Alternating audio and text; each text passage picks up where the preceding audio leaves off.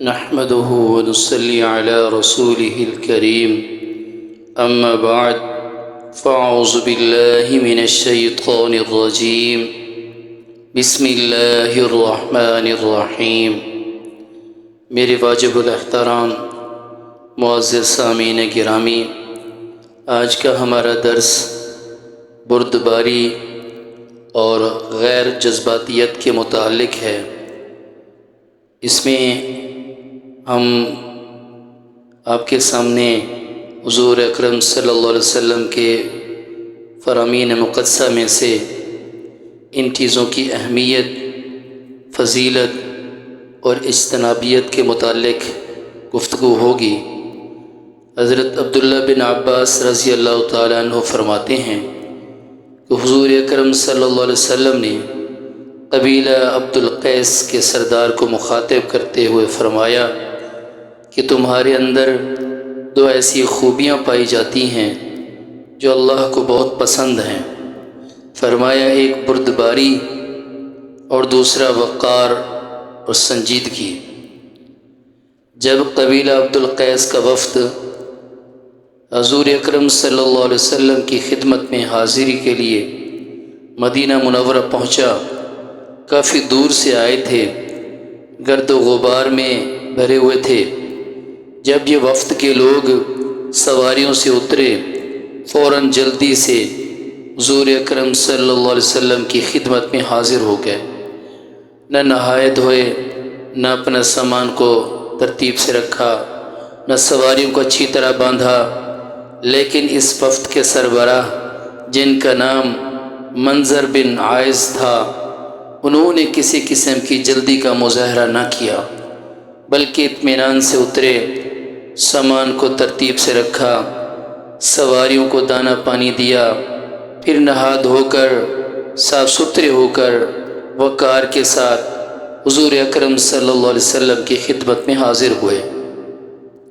تو حضور اکرم صلی اللہ علیہ وسلم نے وفد کے سربراہ منظر بن عائز کو مخاطب کرتے ہوئے فرمایا کہ ان کی تعریف کی اور فرمایا بے شک تمہارے اندر دو ایسی خوبیاں پائی جاتی ہیں جو اللہ کو بہت پسند ہے۔ ان میں سے ایک صفت بردباری اور دوسری صفت وقار، یہ سنجیدگی ہے۔ عزیز دوستو، حلم اور بردباری کا مفہوم اچھی طرح جب سمجھ آ سکتا ہے جب ہم اپنے اندر پائی جانے والی ایک مخصوص قوت کی پہچان اور اس قوت کے صحیح استعمال کا طریقہ معلوم کر لیں، اور وہ غصے کی قوت ہے۔ جس طرح اسلام نے باقی تمام قوتوں کے لیے اعتدال کا حکم دیا، یعنی ان قوتوں کے استعمال میں نہ بالکل کمی کی جائے اور نہ ان قوتوں کا بے جا استعمال کیا جائے، اس میں سے ایک قوت ہے غصے کی۔ اگر اس غصے کی قوت کو بالکل استعمال نہ کیا جائے تو یہ کیفیت بزدلی کی حدود میں داخل ہو جاتی ہے، اور اس سے بھی حضور اکرم صلی اللہ علیہ وسلم نے پناہ مانگتے ہوئے اللہ عز و جل سے دعا فرمائی، اللہم انی اعوذ بک من الجبن، اے اللہ مجھے بزدلی سے بچا۔ لیکن اگر غصے کی قوت کا ہر جگہ استعمال کیا جائے تو پھر ایک انسان اچھے بھلے معاشرے میں بے چینی پیدا کر دیتا ہے، اور اہل معاشرہ کی زندگیوں سے سکون رخصت ہو جاتا ہے۔ دوسری طرف وہ شخص آخرت میں اپنے لیے سزاؤں کے انبار تیار کر لیتا ہے۔ پھر آخر اس قوت کو کس طرح استعمال کیا جائے؟ جب ہم اس کے استعمال کے بارے میں قرآنی تعلیمات کا مطالعہ کرتے ہیں تو ہمیں سورہ آل عمران میں جہاں خدا عز و جل اپنے محبوب بندوں کا تذکرہ فرماتے ہوئے ارشاد باری تعالیٰ ملتا ہے، وَالْكَاظِمِينَ الْغَيْظَ وَالْعَافِينَ عَنِ النَّاسِ، فرمایا غصے کو ضبط کر جانے والے لوگ اور لوگوں کو معاف کر دینے والے لوگ اللہ کے محبوب ہیں۔ جس کسی شخص کو تکلیف پائی جائے یا مشقت پیش آئے تو وہ اشتعال انگیزی اور انتقام کی بجائے فراخ دلی اور اعلیٰ ظرفی کا برداشت کرے اور درگزر کر دے، پھر اپنی ذات سے یہ تاثر پیش کرے گویا مجھے کوئی مشقت تکلیف نہیں۔ اس صفت کو حلم اور بردباری کہتے ہیں۔ حلم اور بردباری انسان کے اندر سب سے پہلے قوت برداشت پیدا کرتی ہے۔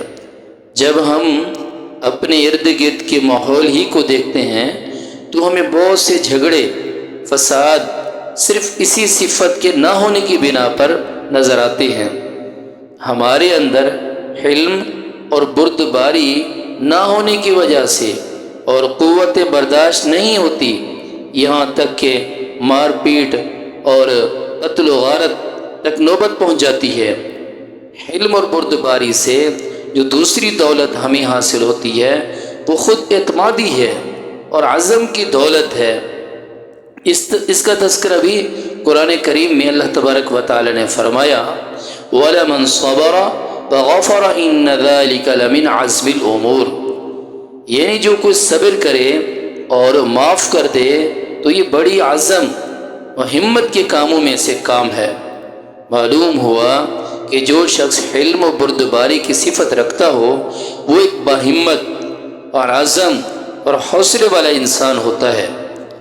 زندگی کے دن رات آنے والی مشکلات اور مصیبتیں جھیلنے کے لیے اس کے اندر ایک مخصوص قوت پیدا ہو جاتی ہے، جس کے نتیجہ میں مصیبتیں اور پریشانیاں اس کے لیے زندگی کو مزید مشکل نہیں بناتی، کیونکہ وہ ان تمام چیزوں کو برداشت کر کے اپنے چہرے پر اطمینان کی ایک لہر پیدا کر لیتا ہے۔ یہاں ایک بات ضروری یاد رکھنی چاہیے کہ حلم و درگزر کی تعلیم کا تعلق معاشرتی امور میں سے ہے، لیکن اگر کوئی فرد یا معاشرہ دنیا میں فساد اور گمراہی پھیلا رہا ہے یا اللہ کی مقرر کردہ حدود کو توڑنے کی کوشش کرتا ہے تو ایسا شخص قطعاً حلم و درگزر کا مستحق نہیں ہے۔ اس کے ساتھ نرمی کرنا بزدلی ہوگی اور خدائی قوانین کی حق تلفی ہوگی، لہذا ان مواقع میں حلم و بردباری کو استعمال نہیں کرنا چاہیے۔ اور فرمایا دوسری صفت جس کے بارے میں حضور اکرم صلی اللہ علیہ وسلم نے خدائے عز و جل کی پسندیدگی ظاہر فرمائی اور وہ ہے سنجیدگی اور وقار، یعنی خوب جو ہے سوچ و بچار کے بعد کام کرنا، جلد بازی سے کام نہ لینا۔ اس لیے کہ حضور اکرم صلی اللہ علیہ وسلم نے فرمایا وقار اور سنجیدگی اللہ کی طرف سے ہے اور جلد بازی جو ہے یہ شیطان کی طرف سے ہے۔ اور حقیقت بھی یہی ہے کہ جب انسان ہر کام سوچ و بچار کے بعد تحمل سے کرتا ہے اور وہ اکثر مکمل کام کرتا ہے اور بہت کم نقصان اٹھاتا ہے، جبکہ جلد بازی کا مظاہرہ کرنے والے ایک عجیب قسم کی ذہنی پریشانی کے ساتھ کام کرتے ہیں اور پھر اپنی جلد بازی کی بدولت اکثر جو ہے پریشانی کا، شرمندگی کا اور نقصان کا سامنا کرتے ہیں۔ خدا عز و جل ہمارے اندر اپنی پسندیدہ صفات پیدا فرما دے تاکہ ہم معاشرے کے افراد کے لیے باعث رحمت بن سکیں، باعث سکون بن سکیں اور آخرت میں بھی کامیابی سے ہمکنار ہو سکیں۔